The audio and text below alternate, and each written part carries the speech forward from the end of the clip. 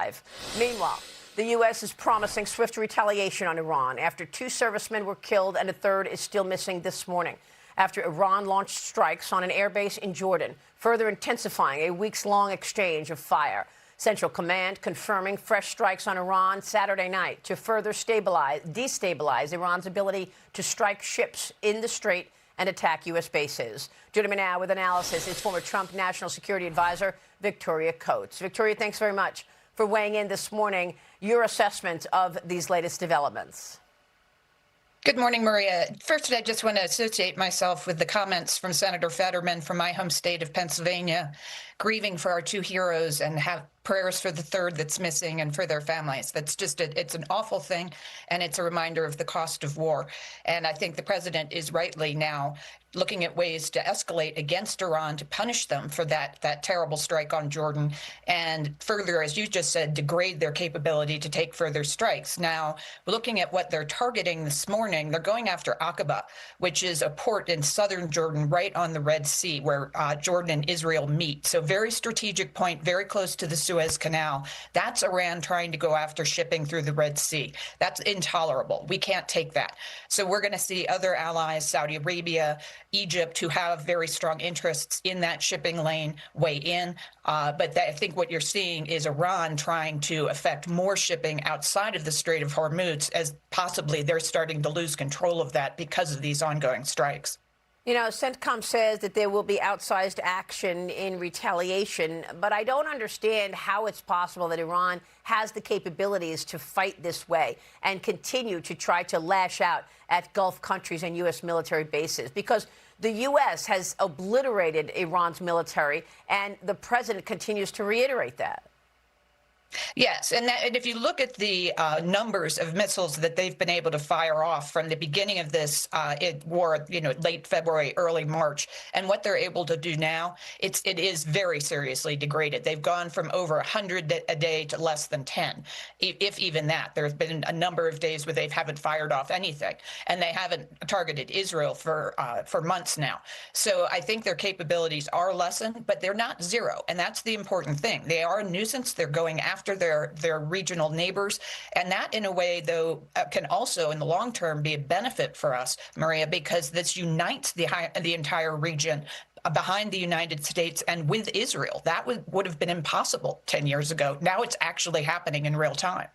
Well, it's also quite extraordinary that the Prime Minister of Iraq visited President Trump, and I know that the Prime Minister of Lebanon is going to Washington and going to meet with President Trump as well. You will also be meeting with the Prime Minister of Lebanon on Monday. Is that right, tomorrow morning?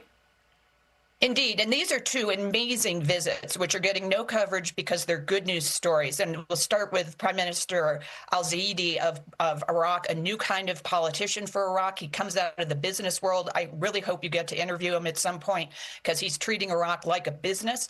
And that's why his first visit was to Washington. And he inked deals with Exxon and Chevron.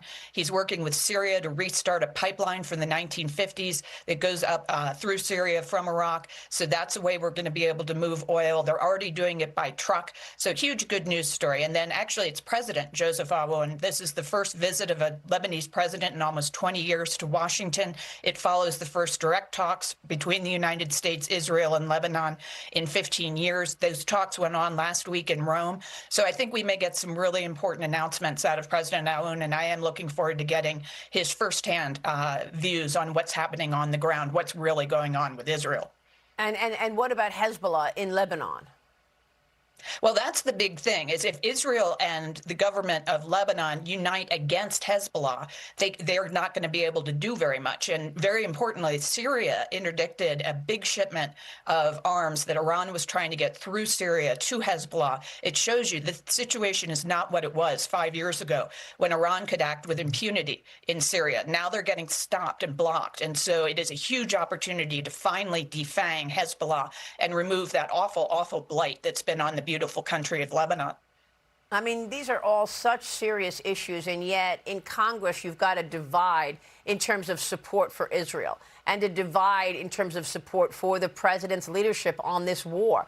How do you see that? I mean, when you look at the polling of Jewish people and of Israel, What's your takeaway in terms of young people and this negative stance toward Israel? Is that because the Democrats in Congress are setting the tone in terms of sentiment around Israel? I think that we're really seeing a very, very bad trend in the United States. And it is, as you say, with young people. And at Heritage, we think that this is because really anti-Semitic, anti-Israel kind of sort of academic inquiry in not just our colleges, but also our K through 12 in our public schools. Our kids are getting indoctrinated in this stuff. And so when they go to college, they have a very open mind to the anti-Semitic views of their professors. And this is being reflected in the polling, and then it's reflected in Congress. And I think those members of Congress know better. They know the value of our security relationship with Israel, which was just on extraordinary display during Operation Epic Fury. We worked together seamlessly. Everybody took note, from China to Russia to Cuba, of what we're capable of doing. That is of enormous value. It keeps the American people safe. And so this is just a showboat. It's posturing, but it's dangerous. Very serious and very dangerous. Victoria, thanks very much for weighing in on all of that. Good to see you. Thank you, Maria. Victoria Coates there. Hey everyone, I'm Emily Campagno. Catch me and my co-hosts Harris Faulkner and Kaylee McEnany on Outnumbered every weekday at 12 p.m. Eastern, or set your DVR. Also, don't forget to subscribe to the Fox News YouTube page for daily highlights.